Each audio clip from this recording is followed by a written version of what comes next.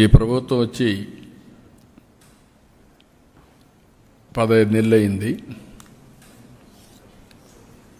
ఈ 15 నెలల్లో జరిగినటువంటి విధ్వంసాన్ని కరెక్ట్ చేయడానికి ఎన్డీఏ ప్రభుత్వం రాత్రింపగళ్ళు పనిచేస్తున్నాం. అందులో పర్యవసానంగా నిన్న చూస్తే దీపావళి ముందు గూగుల్ లాంటి ప్రతిష్టాత్మకమైనటువంటి సంస్థ విశాఖపట్నం రావడం అనేది ఒక చరిత్ర. అదే సమయంలో ఈ ప్రభుత్వ యొక్క విధానం కూడా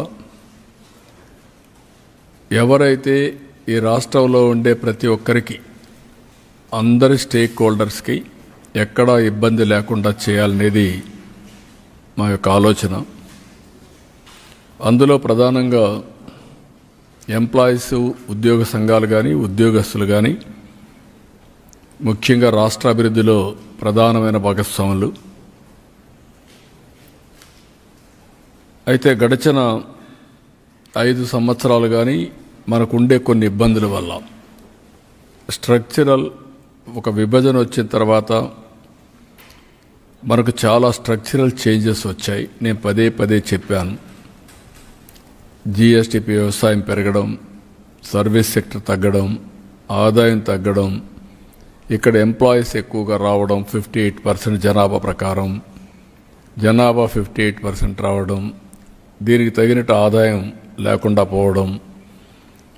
అదే సమయంలో మనం కొన్ని కరెక్ట్ చేసే సమయంలో మళ్ళా కొత్త ప్రభుత్వం రావడం, వాళ్ళు వచ్చి మొత్తం విధ్వంసం చేసి ఈరోజు మనం చూస్తే ఈ రోజుకి కూడా 34,184 కోట్ల రూపాయలు అన్నీ కరెక్ట్ చేసిన తర్వాత ఇంకా పెండింగ్ డ్యూస్ ఉన్నాయి. ఇంకొక పక్కన మీరు చూస్తే డిఏలు, డిఆర్ అరియర్స్ 2 చూస్తే 4 పెండింగ్ పెట్టాం. అందులో కూడా ఫస్ట్ డిఏ 1/1/2024 3.64% ఇవ్వాలి. దానివల్ల 3,527 కోట్లు ఇవ్వాల్సిన అవసరం ఉంది. అది ఇవ్వకుండా పెండింగ్ పెట్టే పరిస్థితికి వచ్చారు. ఇంకొక పక్కన 1/7/2024 2.73% డిఏ ఇవ్వాలి. అది ఒక 1,393,84 లక్షలు అయింది. ఇంకొక పక్కన అది 24, 25కి వచ్చే కొంతకి 1/1/25 నుంచి 2.73 ఇవ్వాలి. ఇది కూడా 1,132 కోట్లు అయింది. 1/7/2025 2.73, ఇది కూడా ఒక 453 కోట్లు అయింది. మొత్తం కలిస్తే 7,000 కోట్ల రూపాయలు డిఏ ఇవ్వాల్సిన పరిస్థితి వచ్చింది.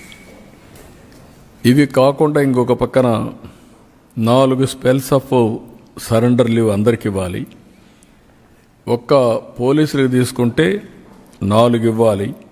ఒక్కొక్కటి నవంబర్ 24, జూలై 25, జనవరి 25, జూలై 24 మొత్తం కలిస్తే దగ్గర 210 కోట్లు ఈచ్, 835 కోట్లు మొత్తం అయ్యే పరిస్థితికి వచ్చింది. వివిధ కారణాల వల్ల ఈరోజు మనం ఇవన్నీ చూసినప్పుడు ఒక్కొక్కసారి రాష్ట్రాలన్నీ కూడా ఎస్టాబ్లిష్మెంట్ ఖర్చు తగ్గిస్తూ అభివృద్ధి పైన ఎక్కువ డబ్బులు ఖర్చు పెట్టి క్యాపిటల్ ఎక్స్పెండిచర్ పెట్టి ఆ క్యాపిటల్ ఎక్స్పెండిచర్తో ఆదాయం పెంచుకునే పరిస్థితికి వచ్చారు. మన దగ్గర రివర్స్ అయింది. క్యాపిటల్ ఎక్స్పెండిచర్ తగ్గిపోయింది. డీబీటీ అనో ఇంకోటనో అప్పులు తీసుకొచ్చి ఒక్క ఎక్సైజ్లోనే 26,000 కోట్ల రూపాయలు భవిష్యత్తులో తాగబోయేదాన్ని తాకట్టు పెట్టి అప్పు తీసుకొచ్చే పరిస్థితికి వచ్చారు. అలాంటి చాలా డెసిషన్ తీసుకున్నారు. ఇంకొక పక్కన చూస్తే జిఎస్డబ్ల్యూఎస్ ఎక్కడ దేశంలో ఆ వ్యవస్థ ఎక్కడా లేదు. పంచాయతీరాజ్ ఉంది లాస్ట్ మైల్లో, లైన్ డిపార్ట్మెంట్స్ అని లాస్ట్ మైల్కి స్కూల్స్ ఉంటాయి, అగ్రికల్చర్ ఉంటుంది, లేకపోతే వెటనరీ ఉంటుంది, ఇవన్నీ ఉంటాయి. ఇది వచ్చి 1,26,000 మంది వీళ్ళు వచ్చారు. సరే, వాలంటీర్స్ ఇదే అయింది. ఆప్ కాస్ట్ ఒకటి వచ్చింది. ఆర్టీసీ ఒక 60,000 65,000 మంది. ఇవన్నీ కలిపి ఇది ఒక 10,000 కోట్లు అదనంగా యాడ్ అయ్యే పరిస్థితికి వచ్చింది. అన్నీ కలిపే కొందుకు ఈరోజు మీరు చూస్తే నేను వాళ్ళని కూడా కాన్ఫిడెన్స్ తీసుకుంటున్నా. Every employee should know what is happening in the state. ప్రజలకు కూడా అర్థం కావాలి ఈ రాష్ట్రంలో ఎక్కడున్నామని. దాపరికం ఏమీ లేదు. ఈ ప్రభుత్వం ప్రజల పక్షాన ఒక ట్రస్టీగా పనిచేస్తాం తప్ప ఎక్కడ ఎవరిని ఇగ్నోర్ చేయడం కానీ కించపరచడం కానీ జరగదు. అందులో ప్రధాన పాత్ర పోషించేది ఎంప్లాయీస్ కాబట్టి వాళ్ళు మేము కలిస్తేనే ఈ రాష్ట్ర అభివృద్ధి నెక్స్ట్ లెవెల్లో తీసుకునే పరిస్థితి వస్తుంది.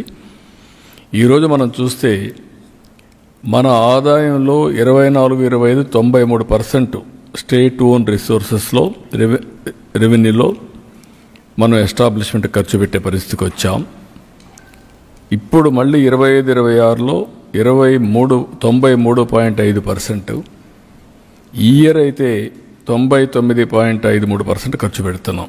51,442 కోట్లు ఆదాయం వస్తే 51,202 కోట్లు హెచ్ఆర్ ఖర్చు పెట్టే పరిస్థితికి వచ్చాం. ఈరోజు సౌత్ ఇండియాలో 23-24 వరకు లెక్కలున్నాయి, 91% మంది. అదే సమయంలో కేరళ 68, తమిళనాడు 42, కర్ణాటక 38, తెలంగాణ 38. గడిచిన 5 సంవత్సరాలుగా అన్ని రాష్ట్రాలు జాగ్రత్త పడ్డాయి. జాగ్రత్త పడి ఏం చేశారంటే వాళ్ళు కొన్ని నిర్ణయాలు తీసుకొని తగ్గించుకోగలిగారు. ఉదాహరణకు తెలంగాణ 2020-21 53% ఉంటే 38% తగ్గించారు. తమిళనాడు 63% ఉంటే దాన్ని 42% తగ్గించారు. కర్ణాటక 49 ఉంటే 38 తగ్గించారు. కేరళ 91కి 106కి వెళ్ళారు. 2021-22 106కి వెళ్ళి ఇప్పుడు 68 తగ్గించారు. అదే సమయంలో మనం మాత్రం అట్లనే 100 ఇప్పుడు కూడా 100 వెళ్ళిపోయాం. ఈ నిర్ణయాల వల్ల సరైన నిర్ణయాలు తీసుకోకుండా పోయే పరిస్థితి వచ్చిన దానివల్ల దెబ్బతిన్నాం. దీనివల్ల ఏం జరిగిందని మీరు చూస్తే 94 సెంట్రల్లీ స్పాన్సర్డ్ స్కీమ్స్కి డబ్బులు ఇచ్చే పరిస్థితి లేకుండా పోయారు. కడాన భవిష్యత్ ఆదాయం కూడా తాకట్టు పెట్టి డబ్బులు బారో చేసే పరిస్థితికి వచ్చారు. మళ్ళీ ఆ డెవలప్మెంట్కి కాదు, ఈ అన్ప్రొడక్టివ్ ఎక్స్పెండిచర్ అంటే ఎక్కడంటే ఎక్కడ చేసి జేజేఎం కొన్ని రాష్ట్రాలు 2 లక్షల కోట్లు అంటే 45% కేంద్రం ఇచ్చింది, 45% రాష్ట్రం పెట్టుకోవాలి, 10% బెనిఫిషరీస్ పెట్టుకోవాలి. ఇది మొత్తం కూడా చూస్తే దగ్గర 2 లక్షల కోట్లు వస్తే వాళ్ళు ఖర్చు పెడితే మనం 2,000 కోట్లు ఖర్చు పెట్టలేదు.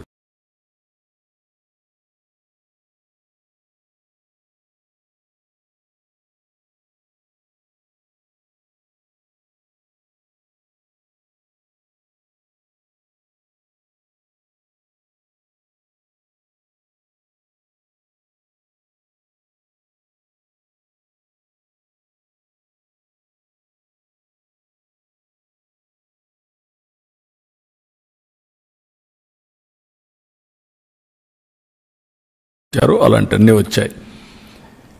కానీ ఈ వ్యవస్థలో ఎంప్లాయీస్ కూడా బాధితులే, రాష్ట్రం బాధితులే. అందులో ప్రధానంగా వీళ్ళని కూడా చూస్తే ఎన్ని విధాల ఎలా చేయాలో కడాన మీటింగ్లు పెట్టుకోవాలని పరిస్థితి కూడా తీసుకొచ్చారు. కనీసం వాయిస్ అయినా చెప్తే కొంచెం సాటిస్ఫాక్షన్, మేము చెప్పగలిగాం, మా మనోభావాలు చెప్పాం అనేదన్నా ఉంటుంది, అది కూడా చేయలేని పరిస్థితి తీసుకొచ్చారు. అల్టిమేట్గా వాళ్ళ యొక్క బాధలు నాకు అర్థమైంది. నేను ఆ రోజు నుంచి చెప్పాను, నేను ఎలక్షన్ ముందు కూడా చెప్పాను, ఒక 20 ఏళ్ళు పడుతుందని చెప్పాను. ఇలాంటివన్నీ చూస్తూ ఉంటే 1-2 కాకుండా ఇప్పటికి మేము తీసుకున్న డెసిషన్స్ కూడా మీరు చూస్తే దగ్గర టైమ్లీ శాలరీ పెన్షన్ పేమెంట్స్ అన్ని ఇచ్చాం. 16 నెలలుగా మొదటి తారీఖున ఎక్కడ కూడా నేను నువ్వు కూడా చేశాను, అవసరమైతే 1 డే అడ్వాన్స్ ఇస్తాం, ఎక్కడ ఇబ్బంది లేకుండా చేయాలని ఉద్దేశంతో ముందుకు పోయాం. ఆ విధంగా దగ్గర 15,920 కోట్లు వాళ్ళ యొక్క డ్యూస్ అన్నీ కూడా క్లియర్ చేశాం, శాలరీస్ ఇవ్వడమే కాకుండా. ఇంకొక పక్క పాస్ట్ లైబిలిటీస్ అన్నీ 23,556 కోట్లు అప్లోడ్ చేశాం సిస్టంలో. సెంట్రల్ స్పాన్సర్ స్కీమ్స్ కూడా 74 స్కీముల్ని రెగ్యులరైజ్ చేశాం.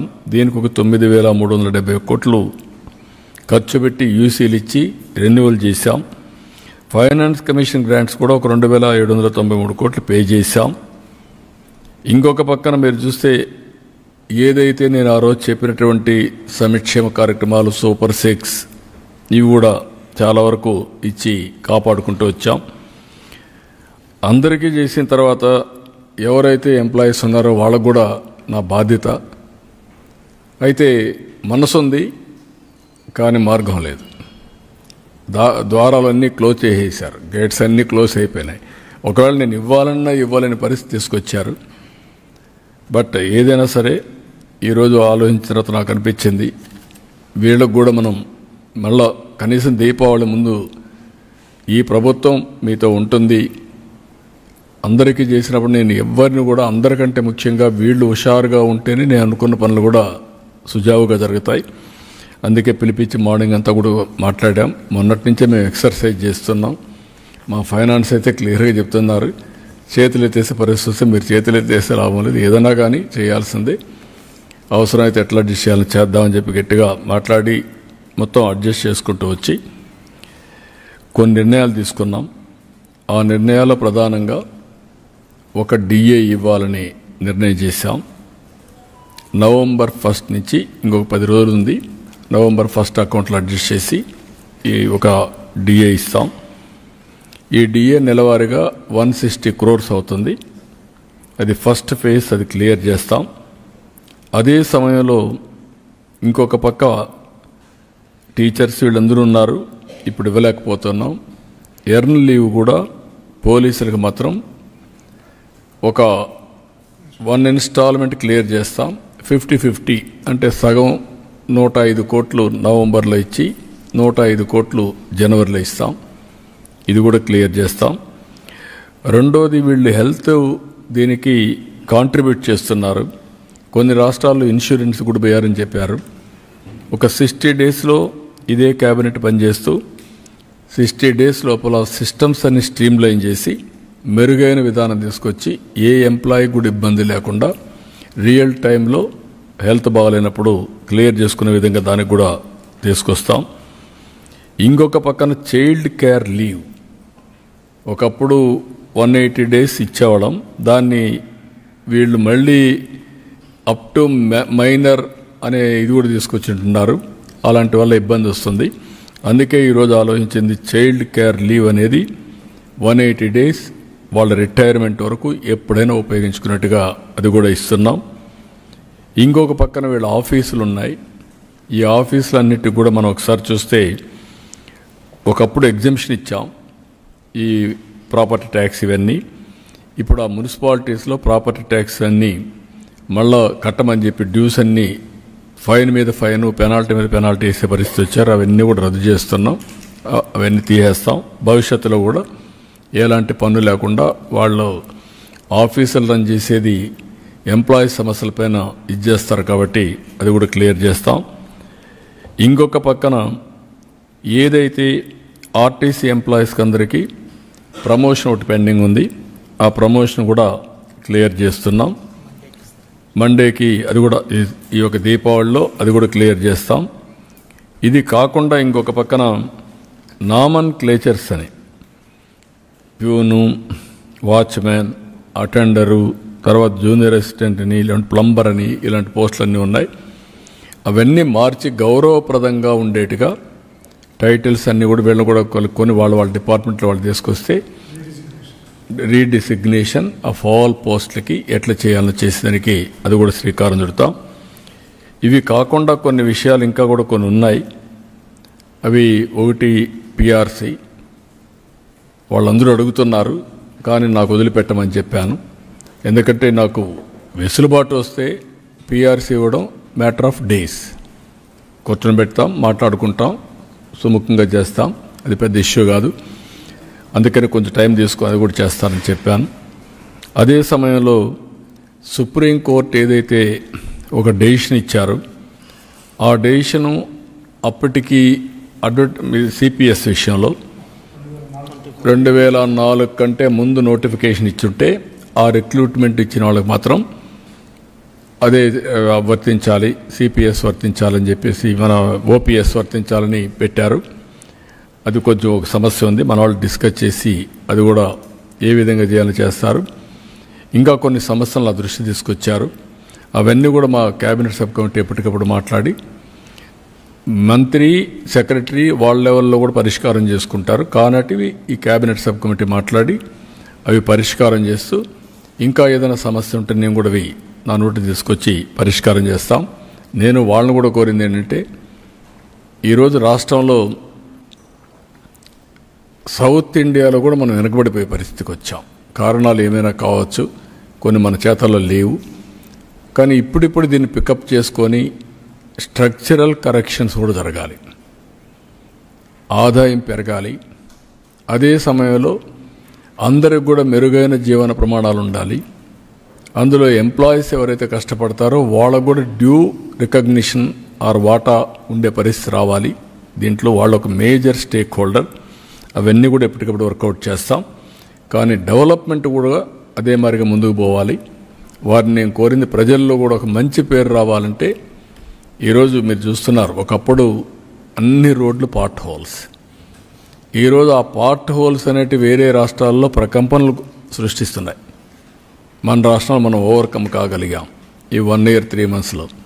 ఫైనల్గా వాళ్ళు ఒక మాట అన్నారు, అందరికీ చేశారు సార్, మాది మాత్రం కొంచెం ఇది చేశారంటే కాదు, మనం ఈరోజు ఉండే పరిస్థితిలో తప్పలేదు, మీరు కూడా అర్థం చేసుకోమని రిక్వెస్ట్ చేశాం. ఇవి ప్రారంభం మాత్రం శుభ ఆరంభం. వాళ్ళందరికీ ఎంప్లాయీస్కి అందరికీ రాష్ట్ర ప్రజలకి ప్రత్యేకంగా ఎంప్లాయీస్కి దీపావళి శుభాకాంక్షలు. దీపావళి రోజున శుభవార్త మీకు చెప్పాలనే ఉద్దేశంతోనే ఈ సమావేశాన్ని పిలిచాను. ప్రభుత్వం మీతో ఉంటాం, అందరం కలిసి పనిచేద్దాం, కలిసి పనిచేసి రాష్ట్రాన్ని ముందుకు తీసుకుపోదాం. అదే సమయంలో మీ గౌరవాన్ని కాపాడే విధంగా అన్ని నిర్ణయాలు ఉంటాయి. అది చెప్పడానికే మిమ్మల్ని కూడా పిలిచాం, మీడియాను కూడా. మార్నింగ్ కూడా 4 hours మా మినిస్టర్స్ కూర్చొని డిస్కస్ చేశారు. నేను ఎప్పటికప్పుడు ఇవన్నీ కూడా మాట్లాడి అందరి యొక్క సమస్యలు తెలుసుకుంటూ వీలైనంత వరకు సమస్యలన్నీ పరిష్కారం చేసి ప్రజల్లో నేను ఎప్పుడు చెప్తా ఉన్నాను, ఒక వెల్తీ, హెల్తీ, హ్యాపీ సొసైటీ ఉండాలి. అదే స్వర్ణాంధ్రప్రదేశ్. నిన్న పిఎం గారు కూడా దాన్ని ఎంఫసైజ్ చేసే పరిస్థితికి వచ్చారు. కాబట్టి ఆ దిశగా మిమ్మల్ని అందరినీ కూడా పిలిచి మీకు అందరికీ ఇన్ఫర్మేషన్ ఇస్తున్నాను. మళ్ళీ ఇక్కడ ఉండే సంఘాలకే కాకుండా మొత్తం ఉద్యోగస్తులందరికీ కూడా దీపావళి శుభాకాంక్షలు తెలియజేస్తూ, ఈ దీపావళి సందర్భంగా ఈ ప్రభుత్వం మనందరిది, మీది. అందుకే ఈ శుభవార్త మీకు చెప్పాలనే ఉద్దేశంతోనే మళ్ళీ నేను దీపావళి తర్వాత చెప్పొచ్చు. కానీ మా వాళ్ళు కొంతమంది అన్నారు దీపావళి తర్వాత కాదు, దీపావళి ముందే చెప్పాలి, ఈ శుభవార్త వాళ్ళకి ఇవ్వాలి, వాళ్ళు కూడా ఆనందంగా దీపావళి చేసుకోవాలనే ఉద్దేశంతోనే ఈ కార్యక్రమానికి ఏర్పాటు చేశాం. నేను ఒకటే మిమ్మల్ని చెప్తున్నా, వాళ్ళు కూడా హ్యాపీగా ఉన్నారు. ఇప్పుడు వాళ్ళు ఇస్తామని కూడా ఎక్స్పెక్ట్ చేయలేదు, కానీ కోరిక ఉంది. కానీ పరిస్థితులు ఉన్నాయా లేదని ఆలోచించే పరిస్థితికి వచ్చారు. కాదు, ఏది ఉండో చేయాలని ఈ నిర్ణయం తీసుకున్నాం. I wish all the best union లీడర్స్కి అందరికీ. కాబట్టి రేపటి నుంచి మీరు ఇంకా ఉత్సాహంగా పనిచేసి రాష్ట్రాన్ని ముందు తీసుకుపోదాం. రాష్ట్రానికి ప్రధానమైన రథచక్రాలు మీరు, ఆ విషయం గుర్తుపెట్టుకోండి. Any doubts? అదే మరి నేను ఇంకోటి కోరాను, వెల్త్ క్రియేషన్లో మనందరం భాగస్వాములు. నేను ఒక మంచి పబ్లిక్ పాలసీ తీసుకొస్తాం. ఈరోజు మేము తీసుకొచ్చినటువంటి పబ్లిక్ పాలసీల వల్ల, సుపరిపాలన వల్ల అభివృద్ధి, సంక్షేమం చెప్పాం. అభివృద్ధి జరగాలంటే నాకు డబ్బులు ఉండాలి, డబ్బులు వస్తేనే సంక్షేమం చేస్తాం. ఈ రెండు కావాలంటే గుడ్ గవర్నెన్స్ వల్లనే సాధ్యం. అందుకే ఆ గుడ్ గవర్నెన్స్ చూపించాం. కాబట్టి 2వ సంవత్సరం 2వ స్థానానికి వచ్చాం ఇన్వెస్ట్మెంట్లో. I'm proud to announce it. అంటే ఈ ప్రభుత్వం యొక్క విధానం మీరు చూస్తే నెక్స్ట్ ఇయర్కి నెంబర్ 1 రావాలనుకుంటున్నా. 2047కి నెంబర్ 1 డెవలప్మెంట్లో ఉంటుంది రాష్ట్రం, నాకు అనుమానం లేదు. దానికి ఆ సంపద సృష్టించడంలో ముఖ్యంగా ప్రధాన పాత్ర ఎంప్లాయీస్ పోషించాల్సిన అవసరం ఉంది. పాలసీలు నేను తీసుకొస్తాను, దాన్ని అమలు చేసే బాధ్యత మీ మీద ఉంటుంది. రెండోది, ఎక్కడికక్కడ మీరు మేము కలిసి ఇప్పుడు నేను ఎన్డీఏ ప్రభుత్వం తరపున మీరు చూస్తే 94% స్ట్రైక్ రేట్ వచ్చింది. నేను, జనసేన, పవన్ కళ్యాణ్ గారు, బీజేపీ ముగ్గురం కలిసి పోటీ చేస్తే రాష్ట్రాన్ని పునర్నిర్మాణం చేస్తామనే ఆలోచనతో వన్ సైడ్ ఓట్లు వేశారు. కొన్ని సీట్లు మేము ఓడిపోయామంటే అది మా వాళ్ళని సరిగా పెట్టుకోలేకపోయాం. అంటే దేనికోసం ఓట్లు వేశారంటే ఈ రాష్ట్రాన్ని పునర్నిర్మాణం చేసే శక్తి ఈ వీళ్ళకే ఉంది అనే విధంగా ఓటేశారు. నిన్నటి వరకు వ్యతిరేక ఓటు నాకు వన్ సైడ్ పడింది. ఇప్పుడు ఉద్యోగస్తులు ఎక్కడ తప్పు చేసినా, ఎన్డీఏ కార్యకర్త తప్పు చేసినా అక్కడి నుంచి మాకే పడుతుంది. మళ్ళీ అది రాకుండా ఉండాలంటే డెలివరీ ఎంత ముఖ్యమో సాఫ్ట్ స్కిల్స్ కూడా అంతే ముఖ్యం. అంటే ఆ డెలివరీ చేసేటప్పుడు విధానం నేను చూస్తున్నాను. కొన్ని డిపార్ట్మెంట్లో 90% సాటిస్ఫాక్షన్ ఉంది, కొన్ని డిపార్ట్మెంట్ 60-65 ఉంది. కొన్ని డిపార్ట్మెంట్ నేను చూస్తున్నాను. ఒక ఆర్టీసీలో డ్రైవర్స్ కానీ ప్లేస్ టు ప్లేస్ రీచ్ చేయడం కానీ, అదే మరి కరెక్ట్ టైంకి రీచ్ కావడం కానీ బాగుంది. అవుట్ సోర్సింగ్ ఏజెన్సీస్ పెట్టి నీళ్లు క్లీనింగు అది బాగాలేదు. అంటే ఎక్కడికక్కడ వీళ్ళు కొంతమంది బయట వాళ్ళ దగ్గర సేవలు చేయించుకోవడం కూడా సరిగ్గా చేయించుకోలేకపోతున్నాం. అదేవిధంగా కొన్ని దిక్కల్లో ఎంప్లాయీస్ చేసే సర్వీసులు అవుట్ స్టాండింగ్గా చాలా బ్యూటిఫుల్గా మంచి పేరు వస్తూ ఉంది. అది కూడా వాళ్ళకి ఎక్స్ప్లెయిన్ చేశాను. నాకు ఒకటే కోరిక, మళ్ళీ ఈ రాష్ట్రం వెనకబడకూడదు అంటే ప్రజల్లో కూడా ఆ చైతన్యం కంటిన్యూగా రావాలి, సాటిస్ఫాక్షన్ ఉండాలి. ఈ దీపావళి సందర్భంగా వాళ్ళకి అభినందన తెలియజేస్తూ, శుభాకాంక్షలు తెలియజేస్తూ, వెల్త్ క్రియేట్ చేయడంలో భాగస్వాములు కావాల్సిందిగా కోరుకుంటూ, భాగస్వాములుగా ఉంటే వెల్త్ క్రియేట్ చేస్తే ఆ వెల్త్ మీకు ఇవ్వడానికి ఏమాత్రం ఆక్షేపణ లేదు. ఇది కంటిన్యూస్ నిరంతరం చేయాల్సిన పని. అందరం ఫస్ట్ ఆఫ్ ఆల్ మీరు హ్యాపీగా ఉంటే ఆ తర్వాత పనులు కూడా అదే స్పీడ్లో జరుగుతాయి. That is my request to all of you. మీరు కూడా ఇదే స్ఫూర్తితో కింది వరకు వెళ్ళి అందరినీ కన్విన్స్ చేయడమే కాదు, వాళ్ళల్లో కూడా జోష్ తీసుకురావాలి. మీరు అందరూ ఆనందంగా పనిచేసే పరిస్థితి రావాలి.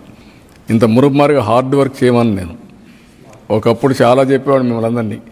రాత్రి వరకు ఉండాలి, మీరు చేయాల్సిందే, ఎప్పుడైనా రావాలి. ఇప్పుడు అవన్నీ చెప్పడం, ఏదైనా ఎమర్జెన్సీ వస్తే అప్పుడు రావాలి, లేకపోతే అంత అవసరం లేదు. స్మార్ట్ వర్క్ చేద్దాం, సాఫ్ట్ స్కిల్స్ కూడా డెవలప్ చేసుకుందాం అందరం. That is my request for all of you. ఏమన్నా మీకు డౌట్లు ఏమైనా ఉన్నాయా? మీకు కూడా దీపావళి శుభాకాంక్షలు. బాగా రాయండి. Okay, thank you. Good beginning. Thank you.